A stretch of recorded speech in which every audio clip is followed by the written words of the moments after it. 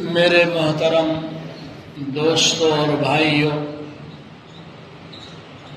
ساری کائنات کو اللہ تعالی نے بعد میں پیدا کرنے کا ارادہ فرمایا۔ پہلے اپنے حبیب آمنہ کے لال محبوب کبریا احمد مجتبی محمد مصطفیٰ صلی اللہ علیہ وسلم کے پیدا کرنے کا ارادہ فرمایا۔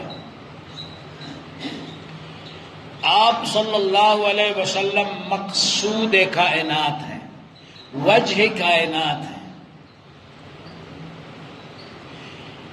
پھر جو مقام اللہ تعالیٰ نے آپ کو عطا فرمایا، وہ بزرگ نے کیا کہا؟ لا يمكن الثناء كما كان حقه بعد از خدا بزرگ توئی قصہ مختصر، کہ اللہ کے پیارے نبی کے شان بیان کرنا ہم جیسے لوگوں کے بس سے باہر کی بات ہے۔ ہم نہیں حق ادا کر سکتے۔ حضور پاک کے شان کو اللہ تعالیٰ ہی بیان کر سکتے ہیں، اللہ نے خود بنایا ہے۔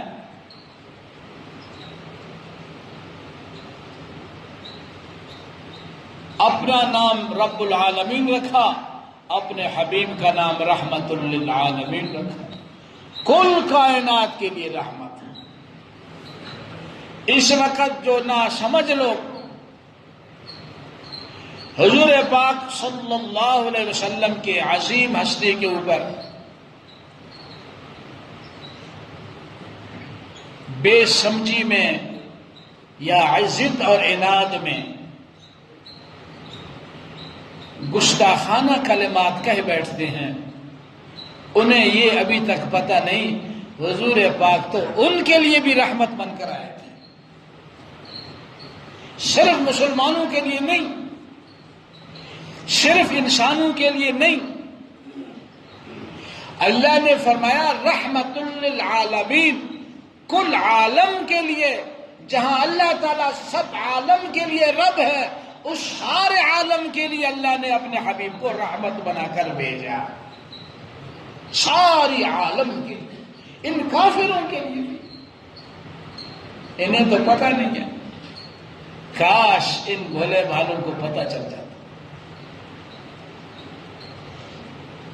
حالیہ دنوں میں انڈیا میں بی جے پی کے ایک رکن نے بڑے نازیبا الفاظ کہے ہمارے پیارے نبی کی شان میں، جو یقیناً ناقابل برداشت۔ یہ یاد رکھنا، مسلمان سب کچھ برداشت کر سکتا ہے، حضور پاک صلی اللہ علیہ وسلم کے بارے میں مسلمان بہت جذباتی ہیں، کچھ بھی برداشت نہیں کر سکتا۔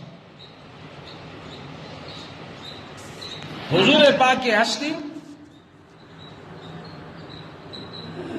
وہ جیسے کسی شاعر نے کہا، بڑا خوب کہا، انہوں نے کہا حضور پاک کے شان میں کچھ نہ کہو، باقی جو چاہیے کہو، ہم ماننے کو تیار ہیں۔ جو جان مانگو تو جان دیں گے، جو جان مانگو تو جان دیں گے، جو مال مانگو تو مال دیں گے، جو جان مانگو تو جان دیں گے، جو مال مانگو تو مال دیں گے، مگر یہ ہم سے نہ ہو سکے گا، مگر یہ ہم سے نہ ہو سکے گا کہ نبی کا جاہو جلال دیں گے۔ یہ نہیں ہو سکتا۔ حضور پاک کی شان میں مسلمان بالکل جذباتی ہے، یہ یاد رکھنا، کچھ بھی برداشت نہیں ہو سکتا۔ آپ خود دیکھیں، حضور پاک کے سگے چاچے کو اللہ نے معاف نہیں کیا۔ سب سے پہلے دن جب اللہ کے پیارے نبی نے اپنی بعثت کا اعلان فرمایا، سب سے پہلے بعثت کا انکار کرنے والا آپ کا اپنا چچا ابو لہب تھا۔ اس نے ہاتھ سے بھی کنکریاں پھینکی اللہ کے پیارے نبی کی طرف اور بد زبانی بھی کی۔ اس نے کہا تبا لک یا محمد الہذا جمعتنا، نعوذ باللہ من ذلک، آپ کے ہاتھ، اب یہ لفظ میں نہیں کہہ سکتا، اس لیے آپ نے ہمیں جمع کیا۔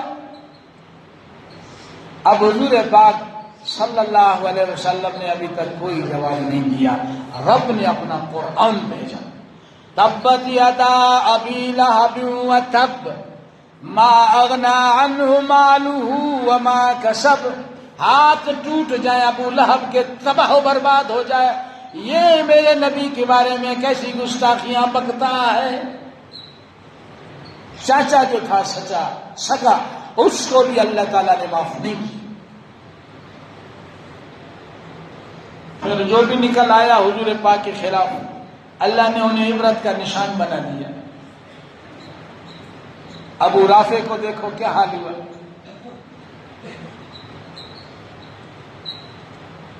حضرت معاذ دو صحابی تھے، بچے تھے، غزوہ بدر والے دن ایک بڑے صحابی سے پوچھتے ہیں، چاچا جی، انکل جی، جیسے ہم لوگ آج کل کہتے ہیں انکل جی، چاچا جی وہ ابو جہل کے ذرا ہمیں دکھاؤ۔ انہوں نے کہا کیا کرنا ہے بیٹا؟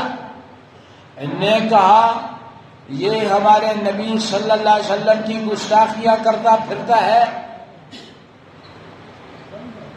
اچھا پھر تم کیا کرو گے؟ ہم نے یہ عہد کیا ہوا ہے، ہم دونوں بھائیوں نے، ہمیں یہ جہاں ملے گا ہم اس کی گردن اڑا دیں گے۔ یہ چھوٹے بچے ابھی تک 8 سال کے 9 سال، صحابی فرماتے ہیں میں حیران کہا، میں نے کہا وہ جو گھوڑے پہ بیٹھا ہے نا وہ ہے ابو جہل۔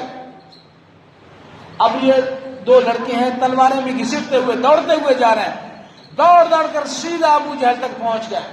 ایک نے گھوڑے کے ٹانگ پر وار کیا اس بچے نے، دوسرے نے ابو جہل کے ٹانگ پر گر دیا۔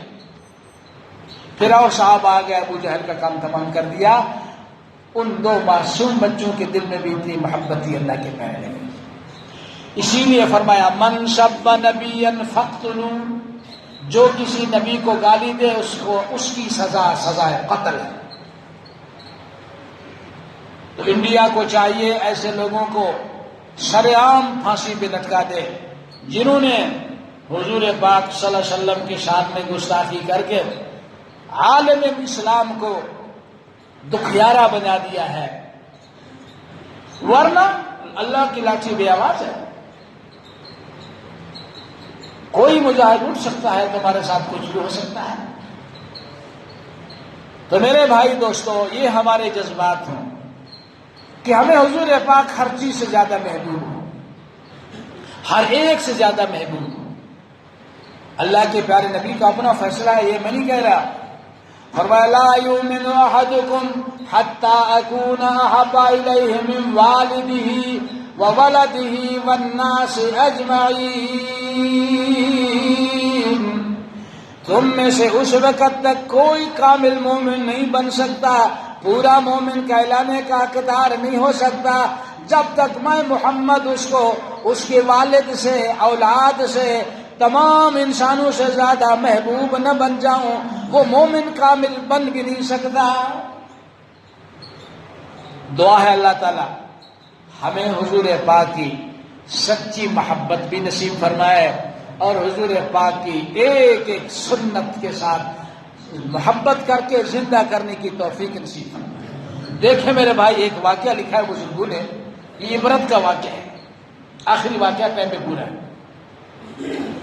موسیٰ علیہ السلام اور ہارون علیہ السلام نے جب فرعون کو اسلام کی دعوت دی اور اپنے معجزات دکھائے، فرعون نے کہا یہ تو جادو ہے، تم جادوگر لگتے ہو مجھے، لہٰذا میں جادوگروں کی ایک جماعت کو بلاتا ہوں، پھر تمہارے اور ان کے درمیان مقابلہ کراتا ہوں۔ تاریخ مقرر ہو گئی، سارے لوگ پبلک جمع ہو گئی، آج مقابلہ ہے، ایک طرف جادوگر ہیں، ایک طرف حضرت موسیٰ پیغمبر ہیں، ہوتا کیا ہے؟ تو ان کی تعداد مختلف بتاتے ہیں جادوگروں کی، کوئی 10,000، کوئی 30,000، 80,000، یوں سمجھو 80,000 جادوگر جمع ہو گیا۔ ایک طرف دو بھائی ہیں موسیٰ اور ہارون علیہ السلام، اور ایک طرف 80,000 جادوگر، فرعون بھی ان کے ساتھ اور حامان بھی ان کے ساتھ، فوج اور یہ سب ان جادوگروں کے ساتھ، اس طرف اللہ کے دو نبی۔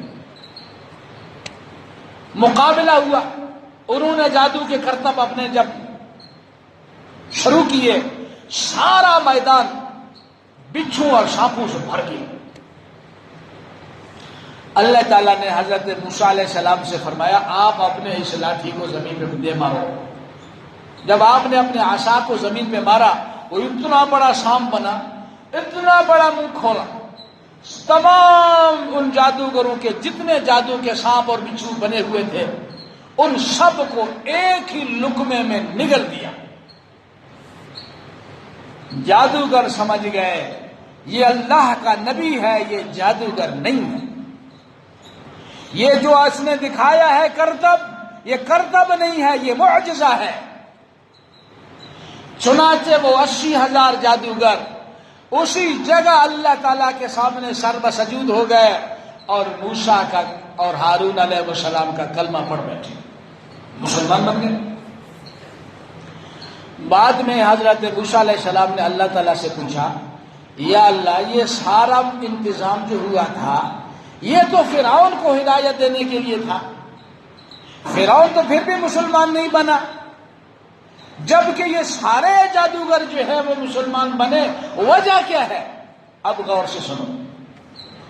ارشاد ہوا یہ جادوگر جب تیرے مقابلے میں آ رہے تھے انہوں نے وہی لباس پہن کر کے تیرے سامنے مقابلے میں آئے جو لباس آپ نے پہن رکھا تھا،